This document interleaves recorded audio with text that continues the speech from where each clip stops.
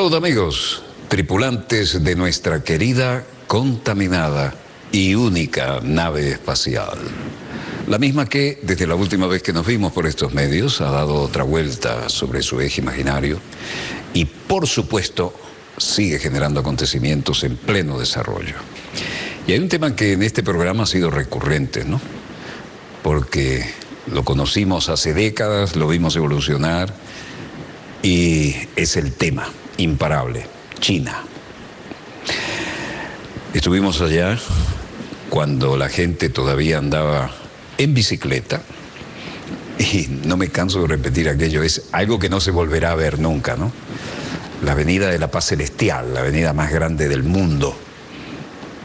Tempranito en la mañana, a la misma hora exacta, a las 0700, un tsunami de bicicletas. Aquello es llano, ¿no? Un tsunami de bicicletas, todo el mundo yendo a trabajar. Y luego a las 5 de la tarde, otro tsunami de bicicletas en sentido contrario, todo el mundo volviendo. La gente pedaleando, conversando, a veces, muy rara vez, un sonido de timbre. Aquello era impresionante.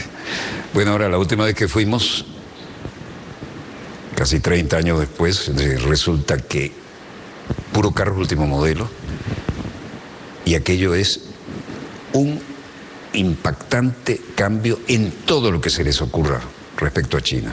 La potencia imparable y el gran coco para los que antes asumían la hegemonía de esas latitudes, ¿no? En eso se cumplieron los planes, los chinos realmente se sacrificaron, pero cumplieron con sus planes de desarrollo y de estrategia. Y esta es la potencia impariable, pero imparable del lejano oriente, ¿no? Y sus áreas de influencia, que desde luego molestan a los que antes campeaban por sus fueros, incluso los que suponían, como la flota estadounidense, la séptima flota, por ejemplo, que es una de las más importantes que tiene, que andaban por esto como si fueran el Mare Nostrum, ¿no? El resultado es que la realidad geopolítica se impone.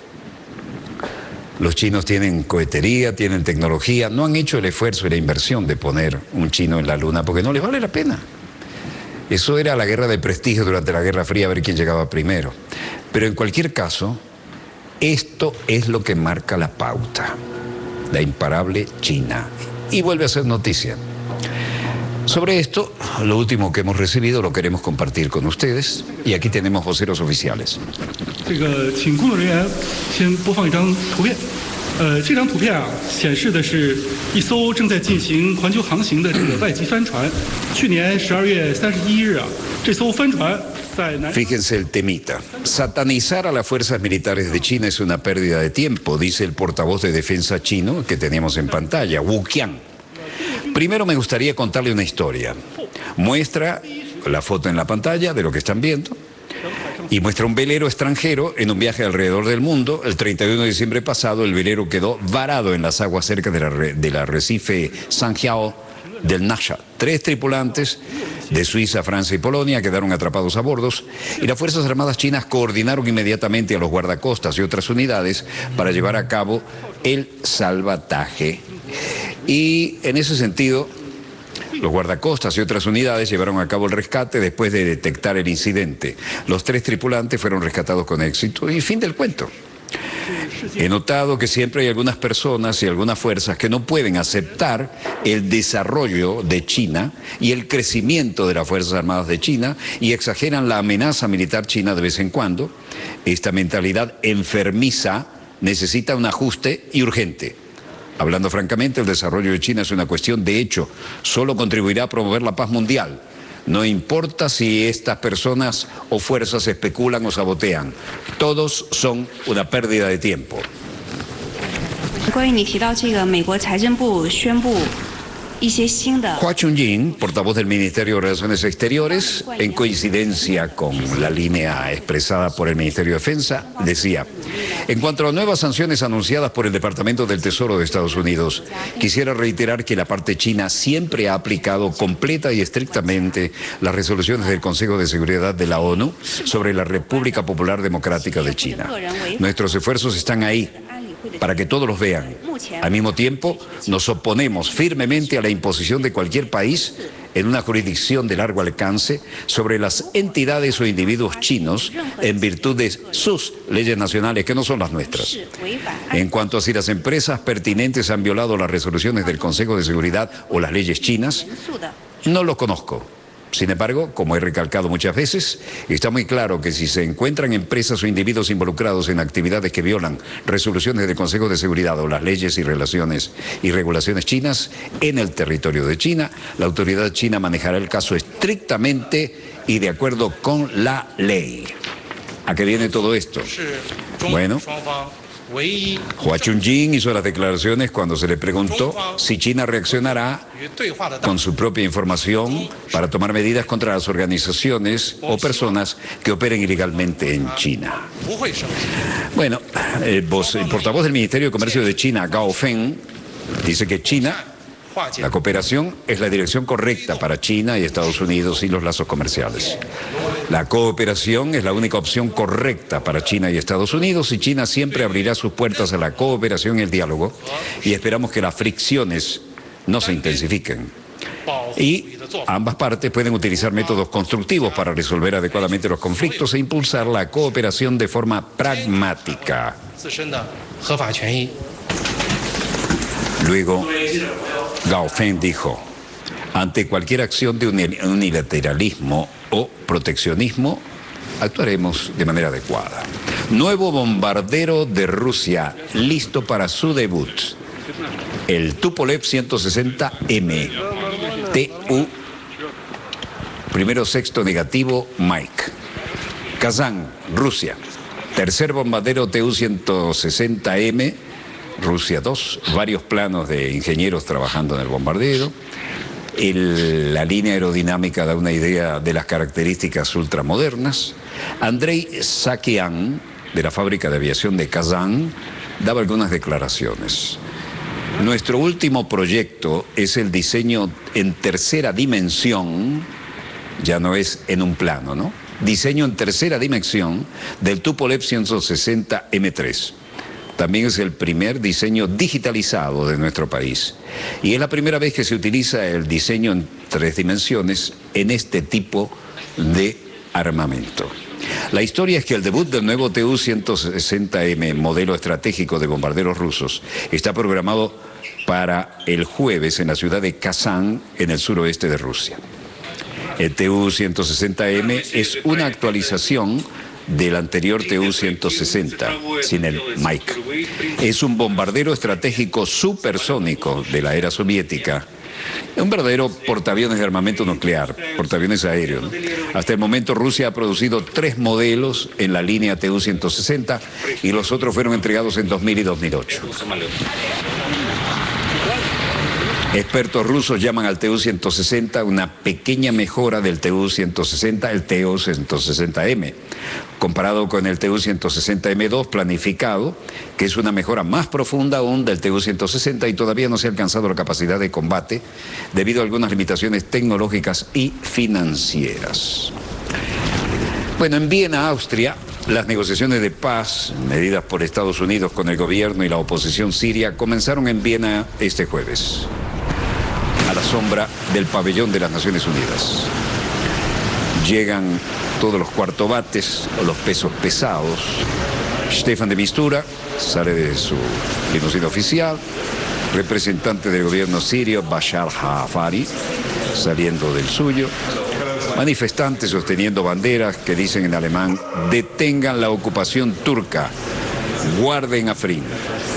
Grupos protestantes que gritan en alemán: ejército turco, salga de Kurdistán. Manifestantes llevando banderas con lecturas, pancartas: detengan la masacre en el Kurdistán.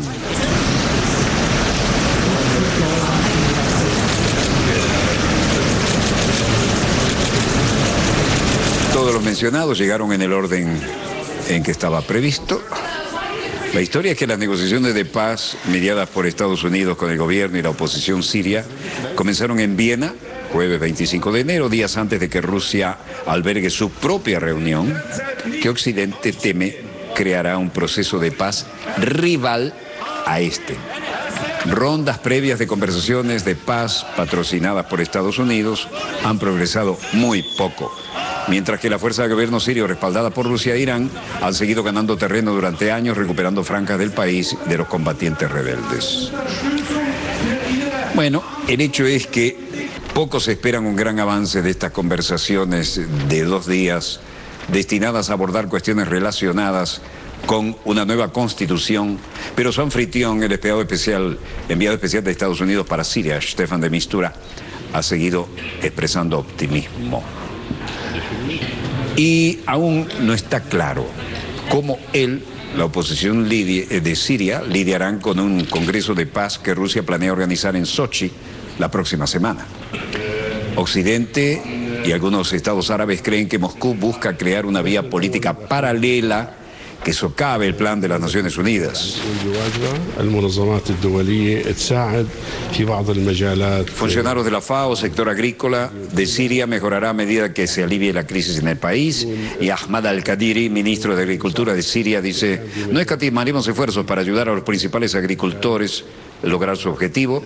Y la organización internacional también nos ayudará en algunos campos, como capacitar al personal y plantar nuevos cultivos importantes. Adam bin Amman, representante de la Organización de Alimentos y Agricultura en Damasco. En 2018 planeamos recaudar $120 millones estadounidenses y apoyar a los sectores agrícolas. Y creo que 2018, en comparación con 2017, será mejor de una manera que ya hemos hablado con los donantes y todo eso, que hoy suena muy prometedor.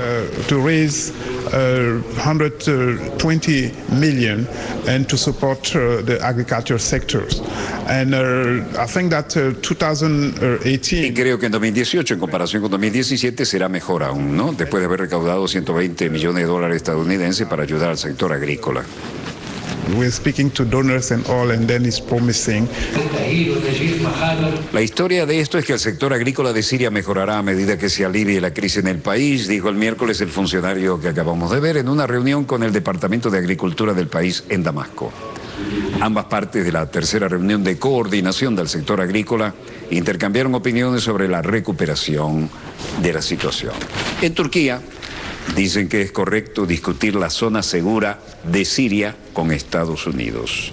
Varios ataques de helicópteros volando por encima. Ministro del Exterior turco Mevlut Cavusoglu y el ministro de Exterior de Austria, Karin Kneisel, llegan a la conferencia y la rueda de prensa.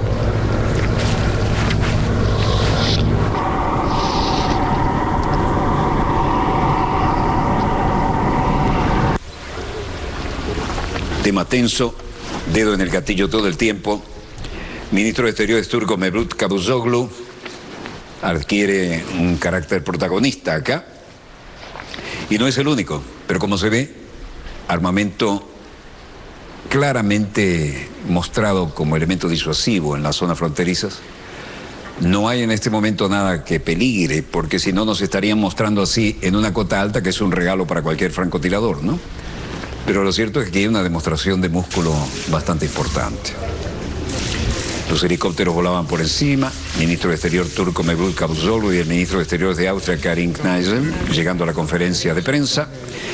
Ministro turco Mevlut Cavusoglu habla primero y dice: Ama her şeyden önce bizim ABD ile antes que nada, olvídate de aceptarlo, pero incluso para discutir el tema de establecer una zona de seguridad dentro de Siria, se refiere, o cualquier otro tema, francamente, necesitamos restablecer la confianza, y se refiere a Estados Unidos, ¿no? Aunque lo dibuja pero no lo menciona.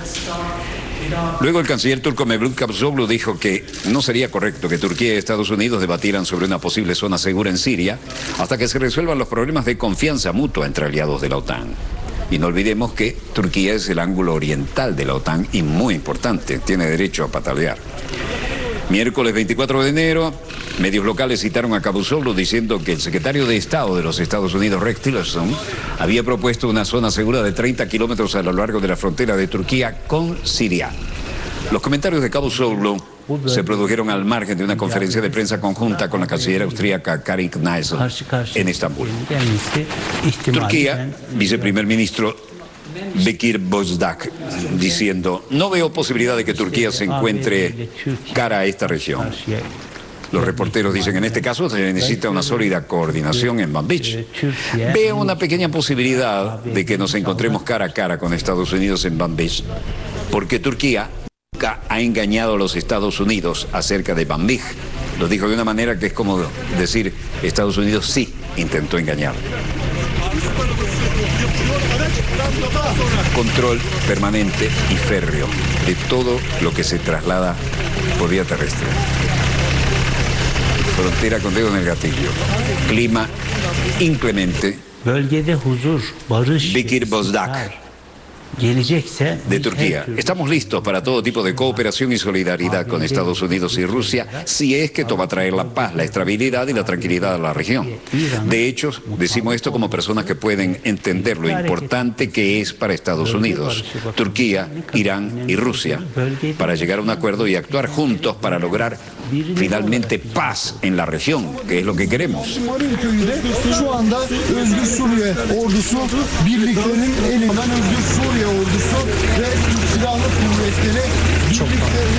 Varios días ya de desplazamiento del poderoso ejército turco, y Erdogan dice que Turquía frustrará ataques a lo largo de sus fronteras.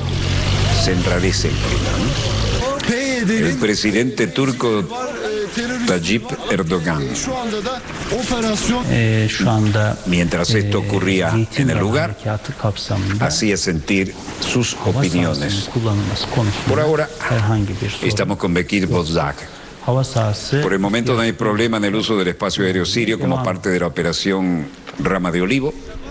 Continuaremos usando el espacio aéreo siempre que sea necesario. El viceprimer ministro turco Bekir Bozdak dijo que no cree que Turquía se encuentre cara a cara con Estados Unidos mientras lleva a cabo operaciones militares. Bueno, llega el jefe, Erdogan.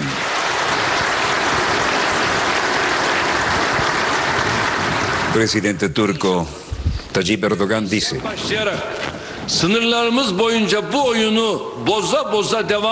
afortunadamente, comenzando desde Manbij, continuaremos frustrando este juego a lo largo de nuestras fronteras y borraremos completamente este problema de nuestra región.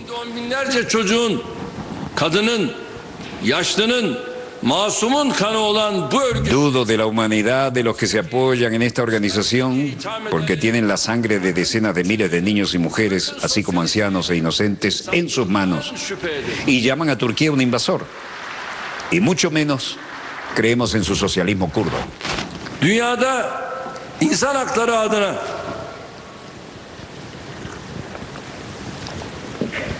özgürlükler adına, çocukları ve kadınları müdafaa adına çalışan ne kadar sivil toplum kuruluşu, ne kadar devlet varsa hepsini de bu mücadelesinde Türkiye'yi... Exhorto a las ONG y a todos los países del mundo que trabajan para defender los derechos humanos y las libertades, así como a las mujeres y los niños, a apoyarnos en esta lucha.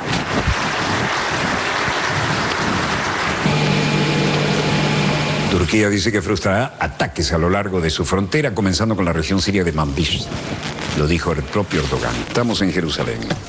Vicepresidente de Estados Unidos Pence visita el Muro de las Lamentaciones y lleva un kipá. Más hebreo no podía presentarse. Y pone el mensaje característico entre las viejas, mensaje escrito entre las viejas piedras, y ora como cualquier judío llegando al Muro de las Lamentaciones. ¿Cuántas veces le dijimos el poderosísimo lobby pro-israelí, lobby sionista? Aquí tienen un ejemplo, y es nada menos que vicepresidente de Estados Unidos. ¿Se acuerdan cuando hablaban en la Guerra Fría del Occidente demócrata y cristiano? Esta es la realidad. Poderosísimo lobby pro-sionista en Estados Unidos, igual que el poderosísimo lobby de la fabricación de armamentos o el lobby petrolero. Estos son los factores en la política exterior. Estaba acompañado por el rabino Shmuel Rabinovich, Mike Pence realizó la visita al Muro de los Lamentos, donde se detuvo ante el lugar más sagrado donde se permite a los judíos rezar, e insertó la tradicional nota entre las piedras monumentales. Al hacerlo, Pence siguió los pasos del presidente de los Estados Unidos, Donald Trump, quien se convirtió antes en el primer presidente estadounidense en visitar el Muro de las Lamentaciones en mayo del año pasado. Con lo cual se anotó muy bien con los que le ayudaron a llegar a la presidencia, pero muy mal con el resto de los lobbies. Al hacerlo, Pence siguió los pasos entonces de Donald Trump. Las piedras antiguas del muro occidental se encuentran en una parte de Jerusalén que Israel capturó en la Guerra de Oriente Medio de 1967. Ahora, Israel considera que toda Jerusalén es su capital indivisible. Los árabes dicen que no, y los cristianos decimos no. Ahí corresponde las tres grandes religiones monoteístas, y son las resoluciones de la ONU lo que cuentan, porque fue la ONU la que dio lugar a la creación del Estado de Israel en una histórica votación que todo el mundo aplaudió. El muro, cuya parte visible se eleva a unos 20 metros de altura, es una estructura de contención. Miren quién está, el Bibi.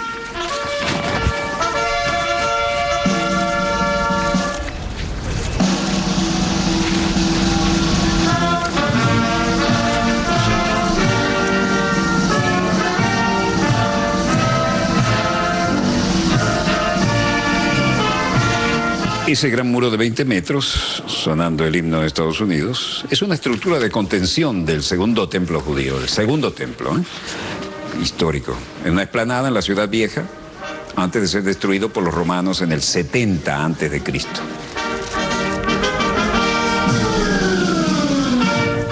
Perdón, acá hay un error histórico y lo voy a corregir. 70 de nuestra era.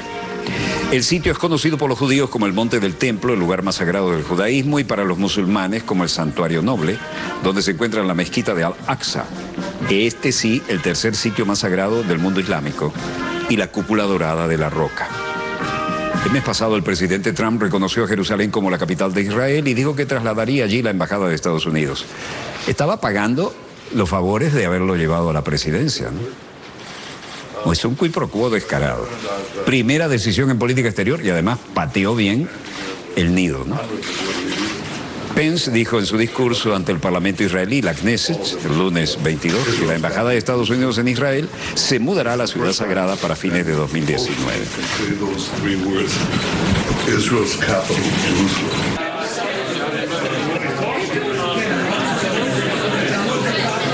Welcome you, dear friend, to Jerusalem. Welcome.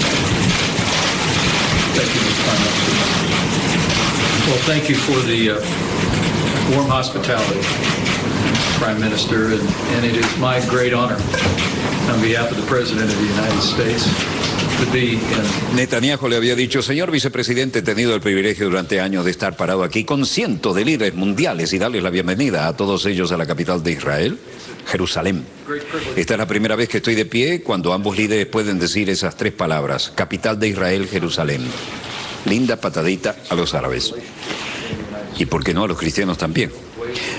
Netanyahu dijo, yo te doy la bienvenida, querido amigo, a Jerusalén. Bienvenido. To speaking with you in detail about the opportunity for peace. In making his historic announcement on December the 6th, President Trump did so... Y el vicepresidente fue a hacer piso político además. Bien, gracias por su cálida hospitalidad, señor primer ministro. Es un gran honor en nombre del presidente de Estados Unidos estar en la capital de Israel, Jerusalén. La ONU no ha dicho eso todavía. Siguiendo con la decisión histórica del presidente, es un gran privilegio para mí estar aquí y tener la oportunidad de tratar con usted temas de interés común, maneras que podemos fortalecer la relación entre Estados Unidos de América e Israel, formas en que podemos enfrentar desafíos comunes, pero también espero poder hablar con usted en detalle sobre la oportunidad de la paz. Al hacer su histórico anuncio el 6 de diciembre, el presidente Trump estaba convencido de que el reconocer la capital de Israel, Jerusalén, crearíamos oportunidad de avanzar de buena fe en las negociaciones entre Israel y la autoridad palestina sobre cuestiones que se pueden discutir. Hoy, por eso estoy aquí de pie con ustedes, esperando hablar de nuestros intereses comunes y la seguridad y la prosperidad de Israel y de Estados Unidos de América.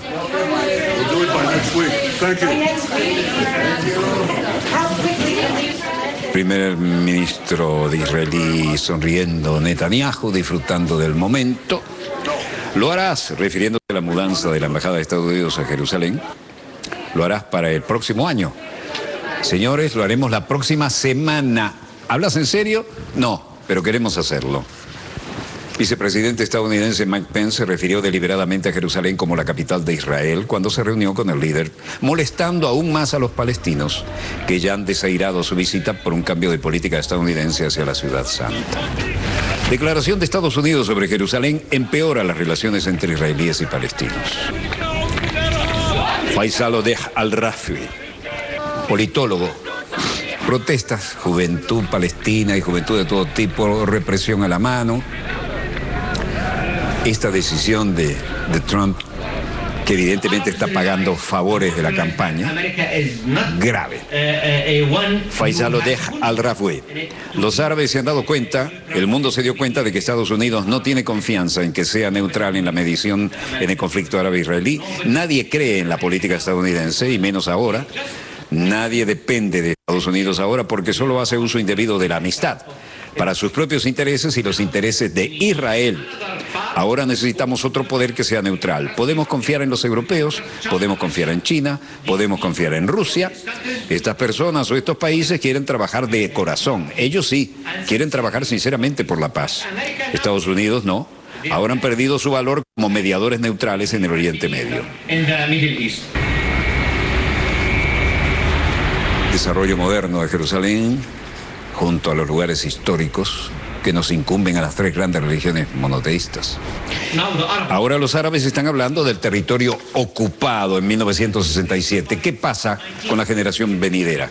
Si ven el comportamiento de los estadounidenses e israelíes así, comenzarán a exigir a pedir toda Palestina. Nunca aceptarán a Israel. Bueno, la visita del vicepresidente Mike Pence al Medio Oriente ha desencadenado protestas generalizadas. El politólogo Faisal Odeh al-Rafwi, becario Fulbright y exministro de Cultura de Jordania, cree que Estados Unidos ahora sí ha perdido la confianza de la mayoría de los árabes después de su reciente decisión. Bueno, es el pago de Trump a los que le ayudaron a llegar a la presidencia. Eso estaba en la agenda no verbalizada. Y por eso Trump llega, se juramenta y empieza a patear la cristalería y toma decisiones como esta, que van en contra de toda resolución previa de las Naciones Unidas sobre Jerusalén, porque allí coincidimos las tres grandes religiones monoteístas, no solo los hermanos del Antiguo Testamento, sino también los musulmanes y los cristianos. A ver qué hay en los monitores, nada que mejore lo que les acabamos de mostrar, así que hacemos un breve corte y volvemos con más acontecimientos en pleno desarrollo. Dejamos atrás Tierra Santa y ya volvemos.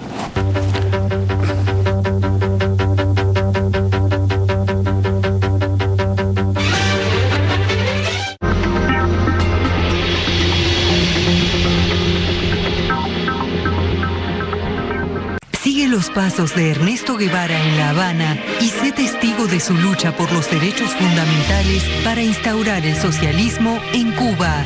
Ernesto Guevara, también conocido como el Che.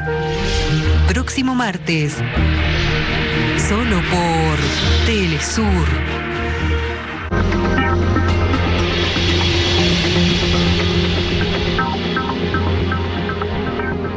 Volvemos con más acontecimientos en pleno desarrollo. El presidente Trump llega a Davos, Suiza, para la cumbre donde se bate el cobre fuerte, el aspecto económico y geopolítico.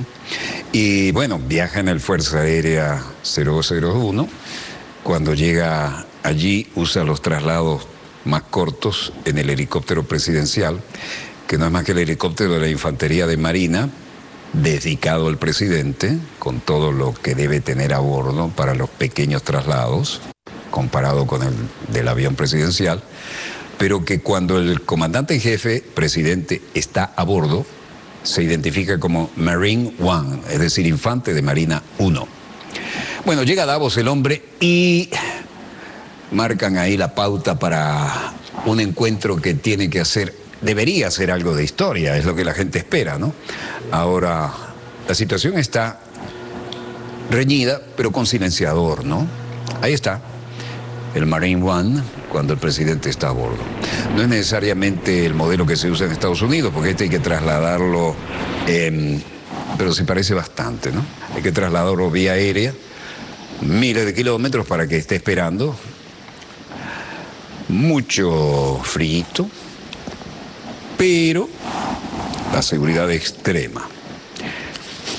Presidente Trump llegó a Suiza jueves 25 de enero para asistir al Foro Económico Mundial, donde impulsará su agenda América Primero. Este señor cree que América son ellos solos, ¿no? América somos todos, desde Canadá hasta la Patagonia. Ellos son estadounidenses. Americanos somos todos. Foro Económico Mundial, donde impulsará su agenda América Primero y buscará un comercio más justo y recíproco entre Estados Unidos y sus aliados. ¿Usted cree eso? Vio la cantidad de helicópteros de repuesto que había ahí, ¿no? Para llevar la escolta, la infantería de marina y todo el verso, y el FBI y la CIA. Bueno, Trump llegó a Zúrich, camino a la estación de esquí suiza de Davos, durante 2 días de eventos que culminan con el discurso y el foro de líderes empresariales y políticos. Y una vez más, el presidente de Estados Unidos ha amenazado con suspender ayuda económica a los palestinos por haberle faltado el respeto al vicepresidente Mike Pence después que los dirigentes de la Asamblea Nacional Palestina se negaran a recibirlo durante su viaje a la región. Cree que va para allá, manda cualquiera y lo reciben porque sí, porque es Estados Unidos, ¿no? Después de haberle hecho todo... Miren los que están ahí. El neoliberalismo galopante. Les damos cientos de millones a los palestinos, ese dinero no les llegará si no se sientan a la mesa y negocian la paz, dijo Trump. Bueno, los palestinos están que tiemblan de miedo, ¿no? Le tiraron una trompetilla. Delegados a la cumbre de Davos basan las esperanzas en un mensaje positivo de Trump. El primer ministro canadiense Justin Trudeau, el hijo, ahí va atrás, pasó lejos, de aquel que vimos despedirse de la política estando ya en una ceremonia inolvidable. Bueno, delegados, presidente Mauricio Macri, Malala Yousafzai, el ganador más joven del Premio Nobel de la Paz, la reina de Jordania, Rania Walken. No es Rania Walken, Rania caminando.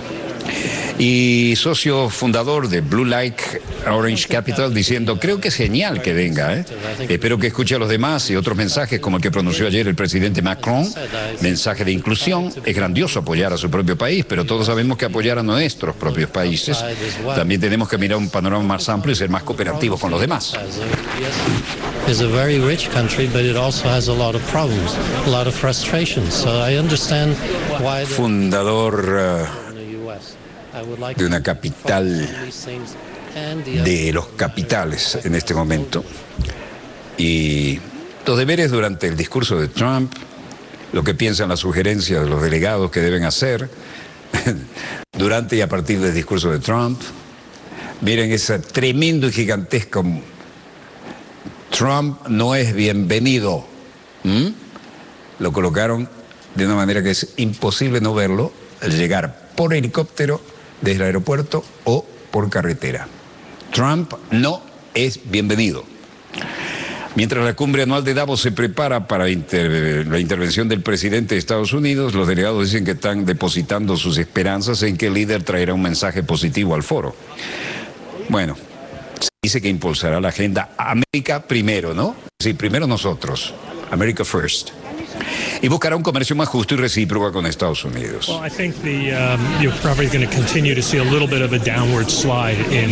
Aquí no todo el mundo tiene muchas aspiraciones acá, ¿no? Y la ONG suiza dejó el mensaje al presidente Donald Trump: usted no es bienvenido aquí.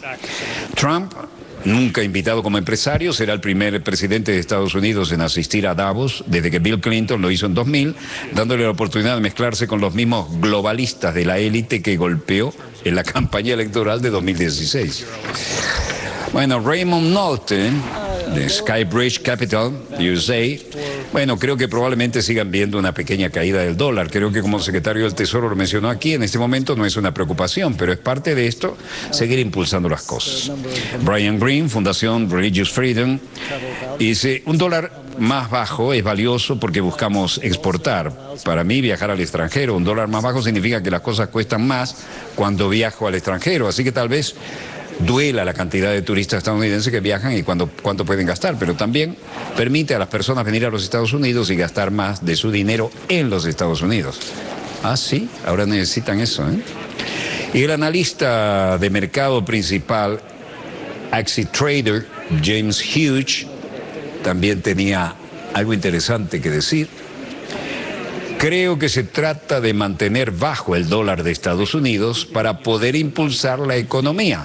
Boost trade, boost the GDP in the long run, and I think that really impulsar el comercio y aumentar el PIB a largo plazo, y creo que realmente además de un plan, y creo que cuando vean salir un secretario del Tesoro hablando por el dólar, cuando ya está en sus rodillas, y por supuesto ayer después de esos comentarios que vimos se vio que realmente golpeó y están en una situación difícil. Creo que más un caso de retórica de Trump mirando a la América en primer lugar, es decir, cuidando su imagen en casa, haciéndose el duro aquí para mantener los votos que la llevaron a la presidencia, ¿no? Y realmente aquí creo que es más un caso de retórica de Trump mirando a América en primer lugar y la situación de guerra comercial. Es decir, miro a Estados Unidos, donde nos enfocaremos, si el dólar estadounidense está más bajo, significa que el PIB se impulsa por encima de ese nivel del 3%, y entonces estamos felices de que esté ahí, veremos los resultados. China has so much power to stop the Chinese people buying US goods, and that's Es una represalia el problema con China, y tiene tanto poder para detener a los chinos que compran productos estadounidenses. Ese es uno de los mayores problemas. Si detiene a China, recuerden que el consumo de China en su conjunto es enorme. No importa si habla de Estados Unidos o de Europa, es enorme por sí solo. Así que el hecho de que si se detiene ese negocio se pone en riesgo cualquier manera, un gran efecto en cualquiera de las economías. Analista de mercado principal, Exit Trader, James Hughes, decía: mantener a China feliz en un punto de vista comercial es muy importante, y es la única área que Donald Trump realmente tiene que tener cuidado con su programa América Primero. Keeping China happy on a trade point of view is really important, and it's the one area that Donald Trump really has to be careful with his American. Y cerró bastante realista este joven. Cerró diciendo: hay que tener cuidado de que no aislemos y no hagamos enojar a China, porque deja su negocio que vive y hace vivir a los Estados Unidos. Bueno, la historia es que un día después de enviar al dólar tambaleándose en comentarios que respaldaban una moneda estadounidense débil, el secretario del Tesoro de Estados Unidos, Steven Mnuchin, dijo que la administración Trump no busca una guerra comercial, sino que defendería simplemente sus intereses económicos, sus exportaciones y bla, bla, bla, bla. Los mercados consideraron que los comentarios se apartaban de la política monetaria tradicional de Estados Unidos y provocaron advertencias poco veladas de parte de los ministros de Finanzas europeos cuando el presidente estadounidense Donald Trump llegó a Davos para promover su agenda de América Primero. Y ellos siguen creyendo que América es de ellos, ¿no? Estados Unidos primero, debió decir. Americanos somos todos, desde Canadá hasta la Patagonia. ¿Qué pasó aquí? Trudeau Jr. Trudeau, Canadá, espera el discurso de Trump en Davos y reitera su apoyo a una solución de 2 estados para la cuestión palestina.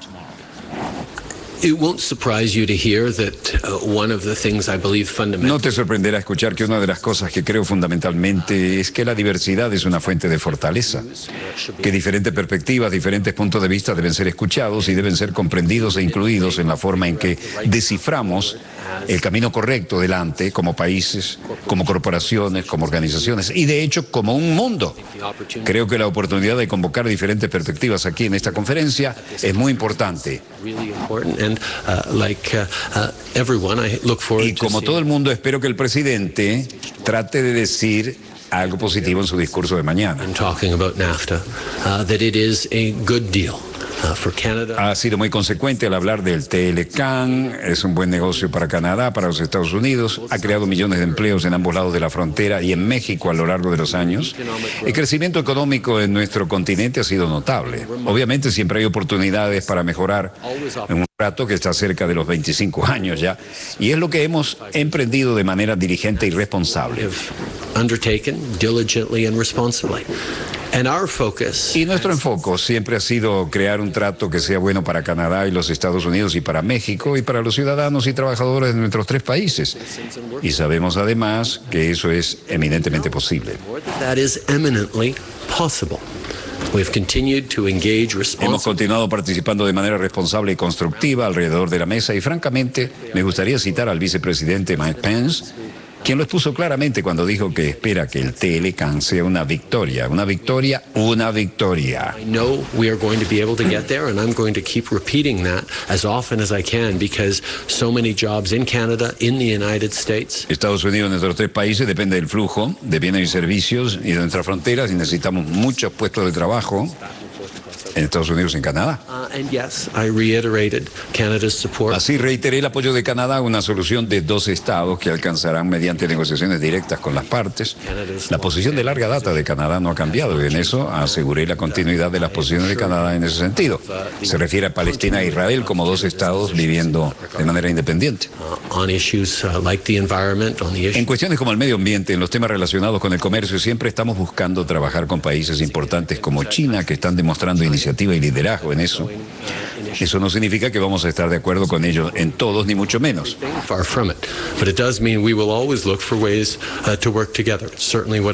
Seguro que al oír eso China va a temblar, ¿no? Tienen que ir para donde vaya China. China maneja sus cosas ya de manera imparable. Bueno, siempre buscaremos maneras de trabajar juntos, dijo. Bueno, el primer ministro canadiense, Justin Trudeau, dijo que esperaba escuchar lo que el presidente Donald Trump tiene que decir en el discurso del Foro Económico Mundial en la estación de esquí suiza de Davos, donde estamos ahora. Trump tiene previsto hablar para promover la agenda América Primero. ¿Ah? Va a ser muy difícil de vender eso, ¿no? Vengo a hablar con todos ustedes, pero mi país primero. Trudeau dijo en una conferencia de prensa que se había reunido con el primer ministro israelí Benjamin Netanyahu al margen de Davos y reiteró su apoyo a la solución de dos estados para la cuestión israelo-palestina. El Bibi entenderá de una vez por todas que tienen que ser dos estados. Claro que él, con el apoyo de la ultraderecha, no puede aflojar. También habló sobre la importancia del TLCAN, Tratado de Libre Comercio de América del Norte para Canadá y bla, bla, bla. Netanyahu dijo, en primer lugar, creo que la gente ha sido muy receptiva con Israel. Israel es el poder económico y tecnológico mundial. Eso dijo el superego que ya tiene, ¿no? El poder tecnológico global, y lo veo con las conversaciones que hemos tenido con los jefes de gobierno, jefes de empresas y corporaciones internacionales. Bueno, él habla también para consumo a bordo, ¿no? Porque quiere ser reelecto en Israel. Entender el potencial en Israel, que lo que se está realizando, y también una fuerza para bien en África para ayudar a las personas a tener agua más limpia disponible, o en India para aumentar enormemente la productividad en la agricultura india, y en América Latina y en todas partes. Bueno, en América Latina no les va muy bien ahora, ¿no? Este es un cambio, siento siempre que vengo aquí, Israel es un poder tecnológico global. En segundo lugar, Israel ayuda a combatir el terrorismo brindando información valiosa a países de todo el mundo y ha salvado muchas vidas. Y tercero, tenemos un interés común con todos los líderes que tengo el gusto de tener en la agenda para reunirme, al comienzo con el presidente Trump, pero también con otros líderes. Creo que el interés es Trump. Esto es para detener la agresión iraní. La agresión iraní está en aumento después de un acuerdo nuclear iraní. No moderó sus políticas, no se unió a la comunidad de naciones que comenzó a engullir a las naciones una tras las otras. Pero creo que es necesario detener la agresión de Irán sobre el terreno. Pero esa agresión se multiplicaría infinitamente si Irán llega a tener la capacidad de hacer un arsenal de armas nucleares. En una palabra, Israel sí la tiene, pero Irán no tiene derecho. Les da una carretera para producir un arsenal de armas nucleares y sugerí formas de corregir ese defecto. Mi objetivo no es cancelar el trato o mantener el trato, es para evitar que Irán obtenga armas nucleares. Esa debe ser una meta que todos los líderes con los que hablé comparten de forma efectiva. Israel's opposition to Iranian military entrenchment in Syria, with the explicit goal that Iran doesn't hide of trying to destroy Israel from Syria. President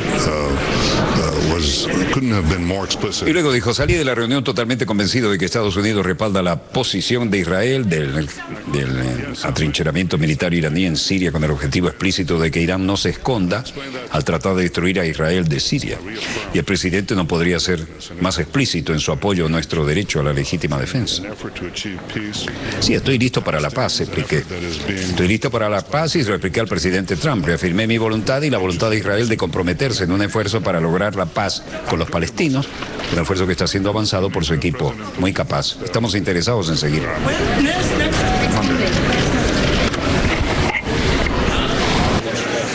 Luego dijo, me voy a Moscú a reunirme con el presidente Putin al día siguiente, el lunes. Bueno, interesante agenda, ¿no? Ahí está su esposa, ex azafata de El Al, muy temperamental. Tienen increíbles anécdotas, ¿no? Una vez el personal de servicio que tenía le quemó la sopa, la botó inmediatamente y le agarró las maletas y la tiró todo a la calle. La sacó ella de la casa y tiró todo lo que tenía a la calle. Fue un espectáculo interesante. Bueno, temperamental. Netanyahu, desde luego, juega al estadista, porque el héroe de la familia era su hermano, el que murió en el rescate de Entebbe. Ahí estamos. Presidente de la Conferencia de Rabinos Europeos y el delegado de negocios palestinos, Fayez Husseini, dijeron que la amenaza del presidente estadounidense Donald Trump de retener ayuda a los palestinos reflejaba el enfoque América primero de Trump, era bastante más hiriente hacia los palestinos.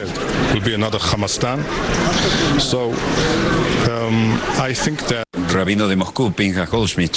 ¿Cuál es la alternativa? Si la ayuda se detiene, ¿por qué pasará con la autoridad palestina? Si la autoridad palestina va a dejar de funcionar, ¿qué vendrá en su lugar? ¿Podría ser otro Hamasstán? Por lo tanto, creo que esto corresponde a una nueva política de la administración estadounidense de mirar al mundo no como el policía del mundo, sino como el primero de América, el interés de los Estados Unidos. Por lo tanto, si no respeta al vicepresidente de los Estados Unidos, no recibirá su cheque mensual. Vaya ironía que se gasta. Delegado de negocios palestinos, Fayez Husseini, diciendo, no se trata de lo que preguntan ustedes, creo que sabes que el presidente Trump es un hombre de negocios, así lo ve también como empresario, entiendo lo que eso significa, pero es parte del paquete de ayuda para el pueblo palestino y es muy doloroso ir con un pueblo palestino más débil. Básicamente, la UNRWA ha estado allí y se ocupa de los refugiados. ¿Cómo se puede luchar contra el extremismo si se empuja a la gente todos los días a la pobreza, si se cierra la educación?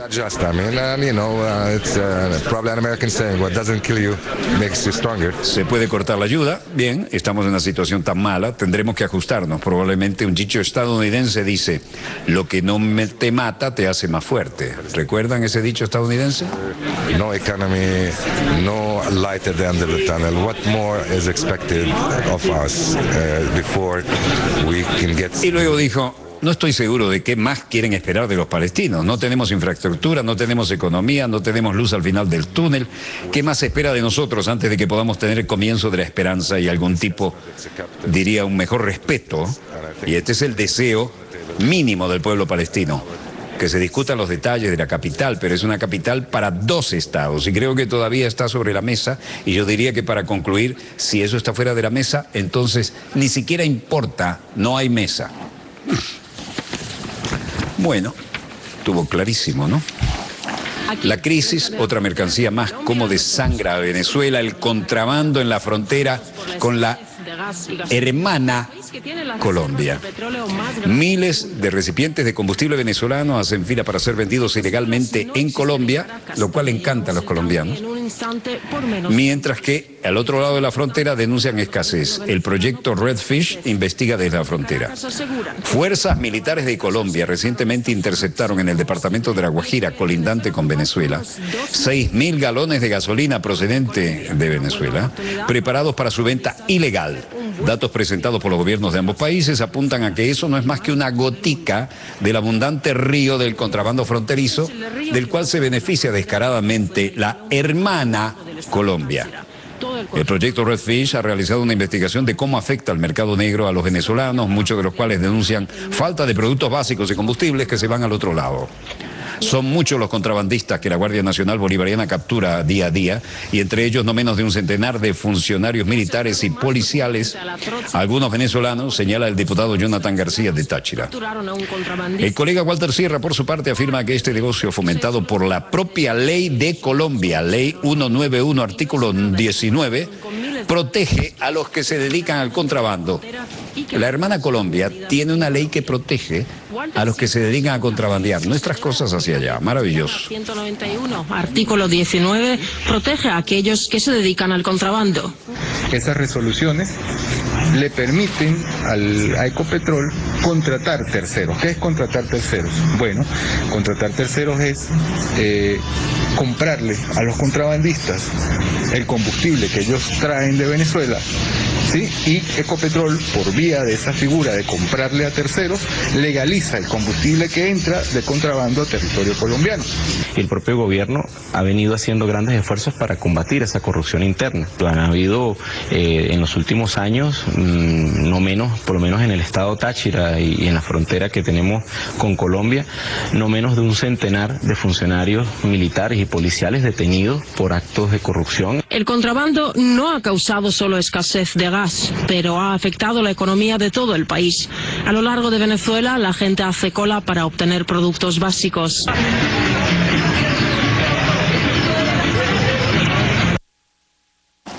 República Bolivariana de Venezuela, comunicado oficial.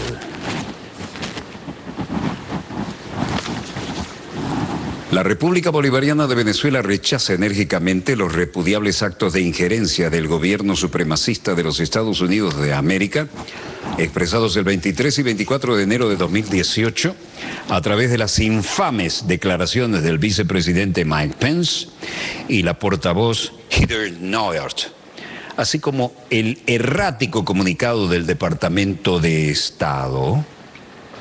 Errático comunicado del Departamento de Estado, esta aborrecible intromisión en los asuntos internos de Venezuela forma parte de la campaña sistemática de agresión del gobierno estadounidense contra la patria de Bolívar y constituye una flagrante violación de las normas básicas del derecho internacional. Las acciones hostiles e intervencionistas del gobierno de Washington denotan su interés por destruir todos los esfuerzos que ha venido adelantando el gobierno venezolano con el acompañamiento de varios países de la región a favor del diálogo político como mecanismo para dirimir las diferencias entre los venezolanos.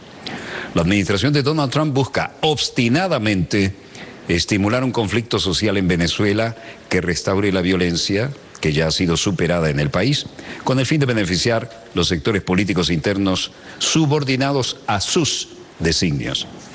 Asimismo, el gobierno bolivariano denuncia ante la comunidad internacional la despreciable operación de desestabilización develada recientemente por el director de la Agencia Central de Inteligencia, CIA, Mike Pompeo, cuyo fin último es socavar la independencia y la soberanía venezolana, así como propiciar un cambio violento e inconstitucional del gobierno venezolano, todo ello a través del financiamiento a grupos terroristas y de la aplicación de sanciones unilaterales coercitivas que afectan directamente al pueblo venezolano y que constituyen un ilegal bloqueo económico, comercial y financiero y una flagrante violación a los propósitos y principios consagrados nada menos que en la Carta de las Naciones Unidas. La decisión, la soberana y legítima Asamblea Nacional Constituyente depositaria del poder originario al convocar elecciones presidenciales para el primer cuatrimestre del año 2018, demuestra su decidido interés en la consolidación de la paz y la estabilidad social de la nación a través de mecanismos democráticos. Corresponderá entonces al pueblo venezolano y no a una potencia extranjera decidir libremente por la vía del voto universal, directo y secreto sobre el desempeño de las autoridades nacionales.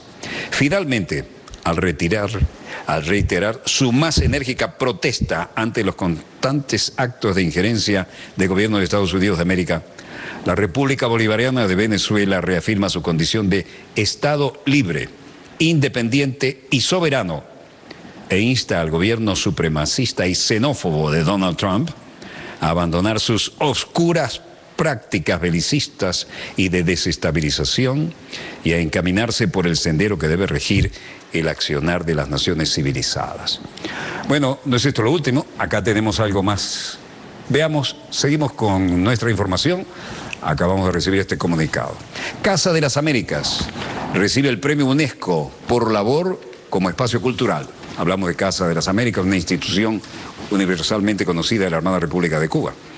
La institución cubana Casa de las Américas recibió el premio Jaime Torres Bodet, que otorga la UNESCO y la Universidad Autónoma de México por su crucial papel como espacio cultural de América Latina y el Caribe y su apoyo a los creadores de la región. Es la primera vez que una institución cultural recibe ese galardón, creado en 2014 por el Consejo Ejecutivo de la UNESCO, para reconocer la contribución al desarrollo de la sociedad del conocimiento a través del arte, la enseñanza y la investigación en ciencias sociales y humanidades. El presidente de la Casa de las Américas, el poeta Roberto Fernández Retamar, resaltó que es un inmenso honor recibir ese premio, otorgado por la Organización de las Naciones Unidas para la Educación y la Cultura, UNESCO, y la Universidad Autónoma de México, la legendaria UNAM. En sus palabras de agradecimiento, Fernández Retamar resaltó que representa la concesión de la distinción por la UNESCO, a la que consideró un verdadero oasis de cultura, tolerancia y paz en este convulso mundo en que se vive en la actualidad. El acto estuvo presidido por el ministro de Cultura de la isla, Abel Prieto, directora y representante de la UNESCO en México, Nuria Sanz, y el director de su Centro de Investigaciones sobre América Latina y el Caribe de la UNAM, Rubén Ruiz, en un auditorio que reunió intelectuales y artistas de la isla. Tras entregar el premio a los representantes de la UNESCO en México, Nuria Sanz destacó la misión activa y comprometida de Cuba y la relación duradera que mantiene con esa Organización de las Naciones Unidas y abogó por seguir generando nuevos proyectos para que Cuba y México día a día se sientan cada vez más cerca, haciendo ciencias sociales, humanidades y arte conjuntamente. Dicho esto, quiero hacer una presentación del libro de la Embajada de la Hermana República de Bolivia, el Estado Plurinacional de Bolivia, ¿no? Saludamos al nuevo embajador del Estado Plurinacional de Bolivia en la República Bolivariana de Venezuela, el honorable Sebastián Rodrigo Michel Hoffman, y quiero, en esta querida predilecta del Libertador, compartir con ustedes algo de lo que está haciendo gran contribución al entendimiento mutuo y a la cultura general. Comencemos por este. Yo quiero un mar azul para Bolivia. El apoyo internacional a la demanda marítima de Bolivia. Y aparecen aquí los más connotados figuras políticas del continente que han quebrado una lanza siempre por este añejo y necesario derecho de Bolivia. Tenemos también acá, en una muy excelente presentación, la Revolución Democrática y Cultural y su Política Exterior, Memoria Institucional 2006-2013, el Estado Plurinacional de Bolivia, Ministerio de Relaciones Exteriores. Esto es una joya de libro, no es lo que pesa por su excelente encuadernación de trabajo, sino lo que pesa su contenido y sus ideas, ¿no? Tenemos aquí el vivir bien como respuesta a la crisis global, Ministerio de Relaciones Exteriores, Diplomacia por la Vida. Manual de construcción de vivir bien para nuestras comunidades y organizaciones ante las tendencias globales de crisis y probable lapso de los modelos de desarrollo occidentales. Segunda edición ya, diciembre. Esto es el eje del pensamiento que está en pleno desarrollo ahora en la hermana Bolivia, la hija predilecta del Libertador. Y por supuesto, el tema, el leitmotiv, el libro del mar. Lo que siempre ha añorado y tendrá la hermana República de Bolivia. Bueno, aquí tenemos, en 1825, Bolivia nació la vida independiente, con una costa de aproximadamente 400 kilómetros sobre el Océano Pacífico, que perdió a consecuencia de la denominada Guerra del Pacífico. Esta pérdida privó a Bolivia de un extenso territorio y de sus riquezas, pero principalmente de su acceso soberano al mar. Y ahí comienza esta pérdida de la que, disculpen que le dé la espalda, pero ustedes saben que el cariño es el mismo. Al fin y al cabo, en este programa hemos roto todas las reglas de la clásica televisión para mostrar lo que a ustedes parece gustarles tanto, porque estamos en primer lugar de audiencia, como de costumbre. Fuimos los primeros en ponernos de pie, los primeros en mostrar el piso que estaba prohibido en la ortodoxia. Siempre tenía que haber alguien en un escritorio leyendo noticias, como si fuera un predicador. Nada anda caminando, los mapas tampoco eran muy comunes. ¿Y cómo entender el mapa? ¿Cómo entender el planeta, no? Las fotos tomadas por la NASA tampoco eran muy comunes. Bueno, el hecho es que estamos en el estudio 3 de Venezolana de Televisión, canal pionero porque es heredero de aquella TVN5, donde tuve el honor y el desafío de bajar el único satélite de uso civil que llegaba en esa época a América Latina y fildearlo y tratar de identificar, traducir, porque teníamos teletipos en esa época. Esta internet que todo el mundo tiene durante mucho tiempo fue un secreto militar. Así que debe haber cosas mucho mejores si nos la dejan libre, ¿no? Pero de aquella época era el teletipo, y el teletipo a las 10 de la mañana mandaba un menú y a las 2 de la tarde las cosas habían cambiado porque había cerrado Europa.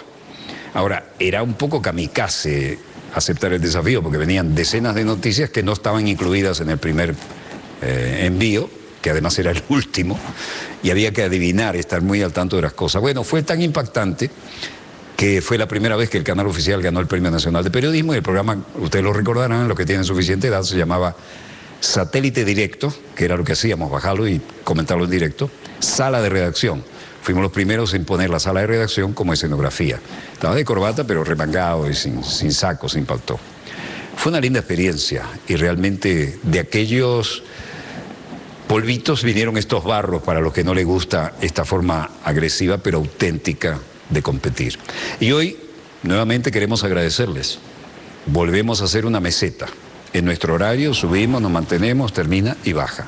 Y esa meseta anda por los 79.8 de rating, que es un récord absoluto, y es el único programa periodístico que le ha ganado al teleteatro de mayor éxito. Nunca un programa periodístico había desbancado a un teleteatro de verdadero éxito. Eso se lo debemos a ustedes. Y me siento orgulloso de haber roto los esquemas, mostrar el piso que estaba prohibido, tener mapas, hacer las cosas de pie, movernos, diseñar un escritorio en plexiglas, que es mi diseño para no ocupar volumen. Y bueno, ahora todo el mundo está de pie, hasta en la China. Es lindo poder ver eso. Donde quiera que se encuentren, muchas gracias por permitirnos estar allí con ustedes. Recuerden, este programa no es de Telesur, este programa es de un servidor, productor nacional independiente, locutor y periodista, y se desarrolla en el canal Decano, Venezolana de Televisión, en el estudio 3, desde donde les decimos a todos muchas gracias por permitirnos estar allí con ustedes. Les habló Walter Martínez, productor y conductor de Dossier. Disponga usted de las cámaras, señor director.